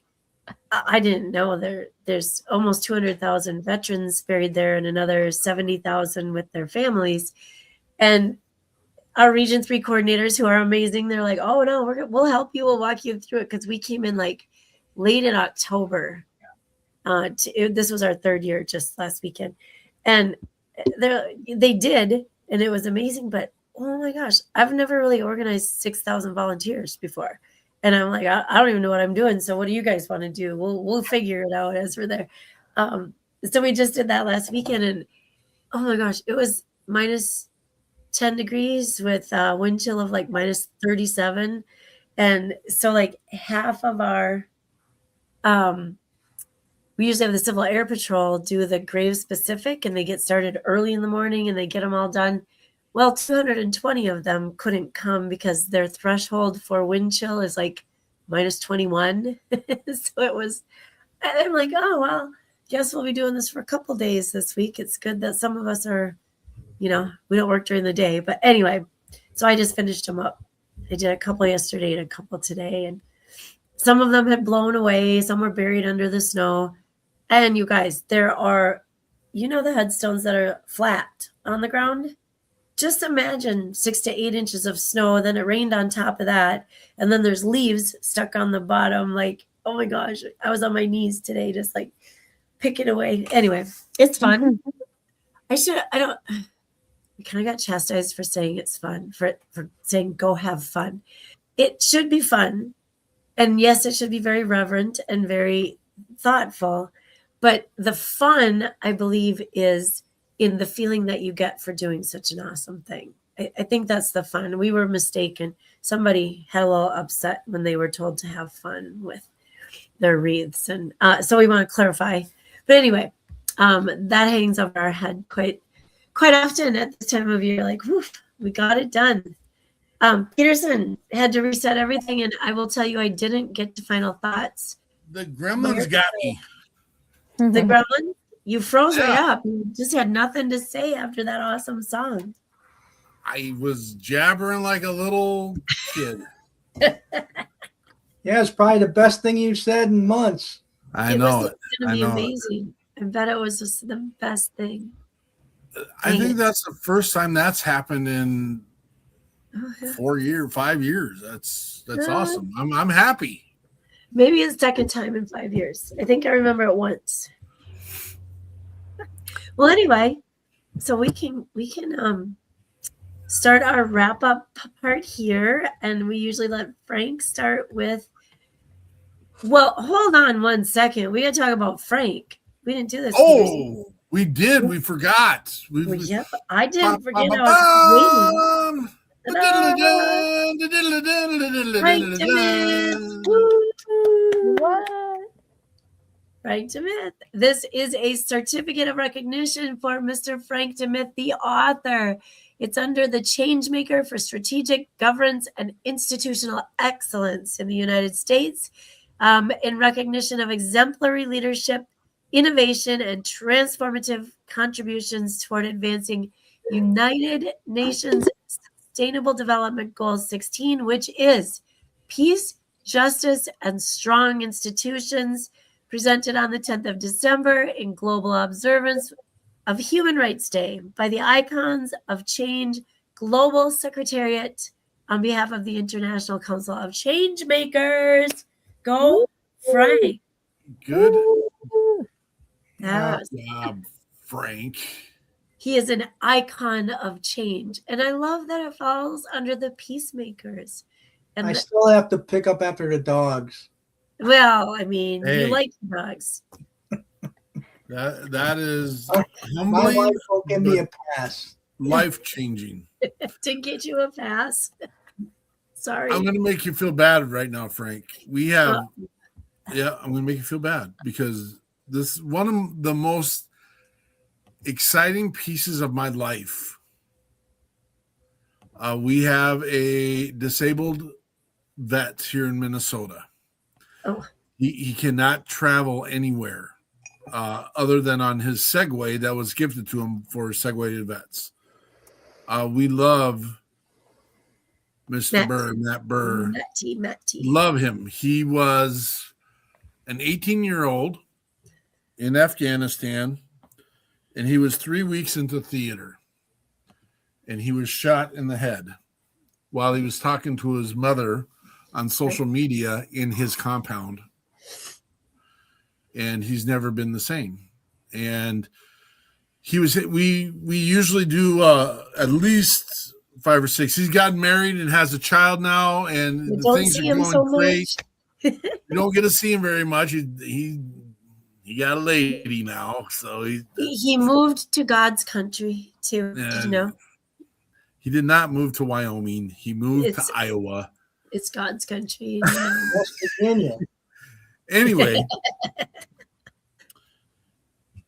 in 1 week we took him out because that's one part of our mission is, we do recalibration moments and conversations and stuff and just want to catch up with him. And there's some places he wanted to go, and we took him to find out that he had recently been hit by a box truck on his Segway. And he was fine, but his Segway a little damaged, so that needed to get fixed. And his dog, his guide dog, had passed away. Ranger had passed away that week. And he wasn't married, didn't have anyone extra. I mean, his mom was living with him at the time because he needs that kind of assistance and such. And I'm driving him home, and he goes, "Mark," and he starts bawling. And I'm like, "What's up, bud?" He goes, "I need to ask a favor." And I'm like, "That's why we're here." And this is not about me, folks. I'm going to tell you this right now. This was one of the most humbling experiences of my life and a moment of growth for me. And he goes, "I have to mow my grass." I'm like, "Okay." He goes, "But there's so much of Ranger's dog poop all over the place I can't pick up his poop. No, we missed him so bad that it hurt his heart to be out there. And I go, that's not even an ask, brother. It's getting. So I'm out there in my suit and tie. And that was the part. Walking through in my loafers, picking up dog poop. And there, at no point was there a time that I was angry that I had to do this. It was like I was angry because it was something that had to be done because of someone's service, because of, I was mad at the rest of the world that I was having to do this and I was just like, my gosh, this is a life-changing experience for me because this is such a simple, tiny ask. And our veterans and our first responders, when they come to ask, they're in crisis right now. And he was in crisis because of the situation. And he was afraid to ask. That's why I was mad. He was afraid to ask because we all so busy that we can't realize when our brothers and sisters need a moment. And then I turned around and I mowed that yard too because he didn't need to do that. It was hot as hell that day. Yeah, it was hot. It was a fall day. It was hot. I almost went shirtless, but no one wanted to see that. But so that's we love you, Matty Burr. We love you. Oh, all right. Yeah. That was off the thing, and we made our show longer because of it. But that's okay. We're good. Our final moments. Frank. I almost called you Frank McLaughlin. My section chief was Frank McLaughlin. He actually lives here in Minnesota. We know Frank. We painted his house. Frank, the myth. Superstar author. What's your final thoughts, brother? Well, it has to do with the streak of good luck I've had over the last month. And it's very humbling to be included in groups like that. I mean, there was business owners, there were politicians, there were sports stars. Manny Pacquiao was a recipient of this award. And I look at stuff like that. And then I go to the grocery store to pick up some food. And there was a lady in front of me. And she had bags of flour and bags of sugar and gallons of iced tea. And I watched her as she watched everything go through the counter, through the cashier, and the price was getting rung up. And she kept on watching the total. And when it got to the final end, she reached into her purse and took out a credit card. And I've been blessed my entire life. I just told the cashier, but put it all on my bill. And the lady, I asked her, and she was baking pies and other things for 2 different churches to provide to people who were less fortunate. And I told her, don't worry about it. You just go home and do the things that you have to do, and I'll take care of it. And she broke down and was in tears. And I explained to her where my life had taken me and how fortunate I've been. And I said, this is just as much a Christmas present for me as it is doing something nice for you. Because, when you get to the point where the years you have left are much less than the years that you lived, doing something nice for someone, if it's in your capacity to do it, you should do it.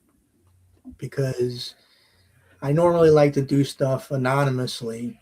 Like I'll pick up tabs for people in restaurants and things like that. But I just had a feeling that this needed to be done, and it made my day. And I was very happy to do it. And I think that's one of the things we miss in our society now is people just doing things out of the kindness of their heart without expecting anything in return, just to try to help someone that you don't even know, because they need someone to do that. And this time of year, we just need to be more receptive to what's going on around us and help out folks as much as we can and get past all this petty bickering things that happen and remember what the holiday is for. And that's my 2 cents for today. And thanks so much for recognizing my award. It means a lot. You're a blessing, Frank DeMyth. You're a blessing, brother. David Brown, final thoughts. Had fun. Appreciate having me on. That one that Margo listed, I'm actually looking at that pretty good. Those what is it? Tours or what was it called? Yes, Tours of Duty. Yeah, we should Tours connect. of Duty. Yeah. That one definitely sparked my interest for sure. Yeah, it's And unique. so that's it. Yeah. Oh, definitely. Well, I'm your girl for that. Give me, reach out to me and we'll connect you and I'll get you connected with the group. Yeah, it would be great to have you. You're very talented. It was great to meet you. I appreciate it. Miss Eichmann. Well, I was kind of thinking on the same lines of Frank after getting to know more about what Margo does, and not just more, but all of those things that you're into, and then listening to David's music, but also to, I think in each one of our ways,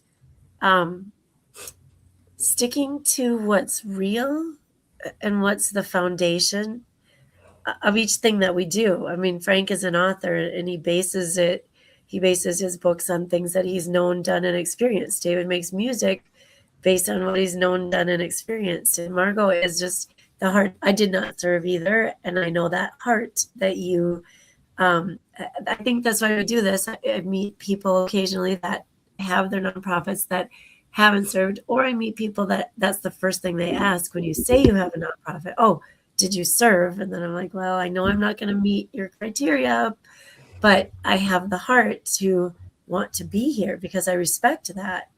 And so I think each one of us has hit that at our core and know what we want to do and where we want to go with what we're doing in the moment.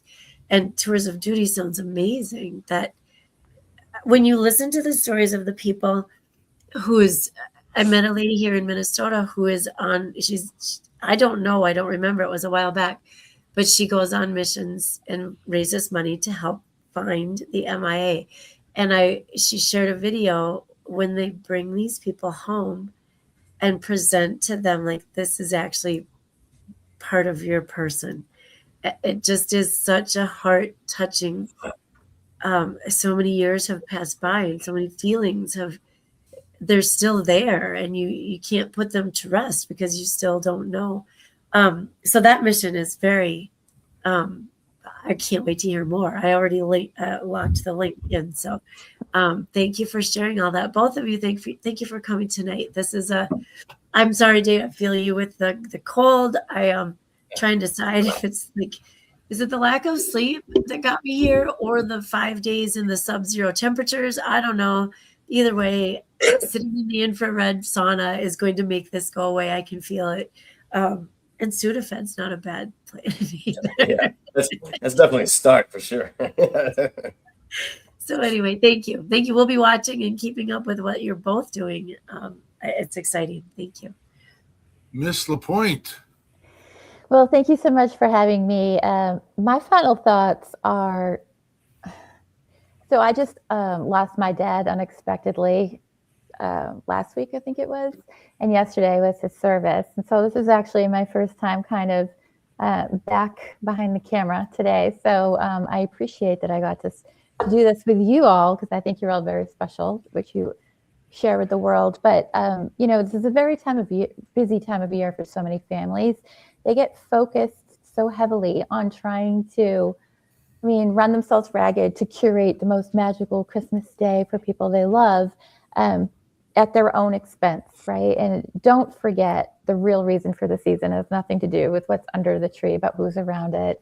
And take time to reach out. Think of someone you could do an act of kindness for, a neighbor, someone, right? Like in honor of my dad would be cool. But it's hard, it's a hard time of year. And we live in such a noisy time, a noisy era of the social media, right? Where everything's so divisive and the name of the game is tribal politics and creating this clash to distract us from things that are really important. And if we can lay down the differences and find the commonalities, then I think we can all offer some more kindness for each other in the times that we all really need it, because you never know what's going on behind the scenes in someone's life. So that's my 2 cents.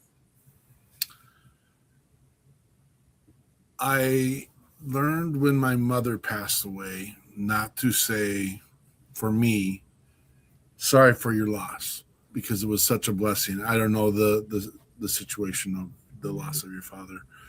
And I've adopted the word or the phrase with you. And so I will say I am with you during this time, because there's no time where it ever is easy. And there's no time where you should ever forget. And with you. Thank you.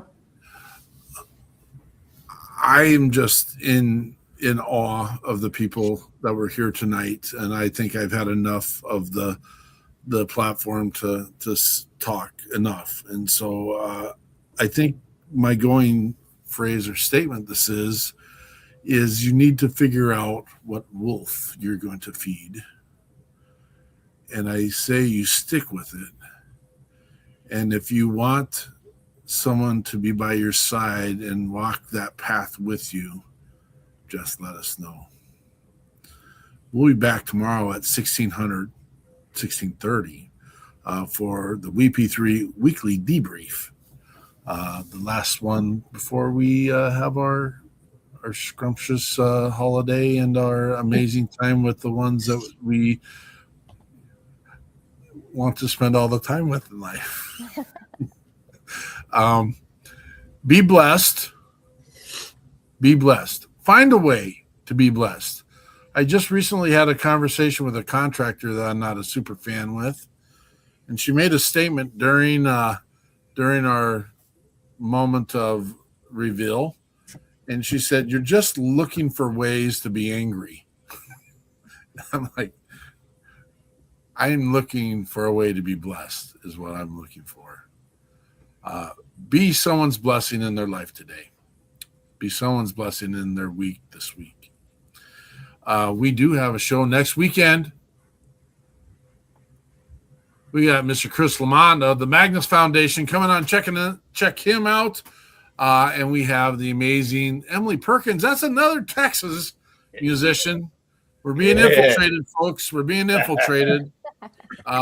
She's coming to us through Scotty Frazier down in Houston, a little just over yonder, away from where David's at, just right down down the road. Right. Yeah. Those Texans like to say that stuff. That's weird. My backyard. We are blessed by our guests tonight. Thank you, Ms. LaPointe and Mr. Brown. Thank you for your mission in life. Thank you for all the people that came on and listened and saw what we're doing today. Thank you, Frank and Andrea, for being here and helping support that we got your 6 at 6 process. We're coming back again next week for episode 285, folks. It's exciting stuff. Thank you for the WP3 team who's behind the scenes doing all the things they're doing. And we will check your 6. And we'll see you when the smoke clears. Patriot Pride. Okay.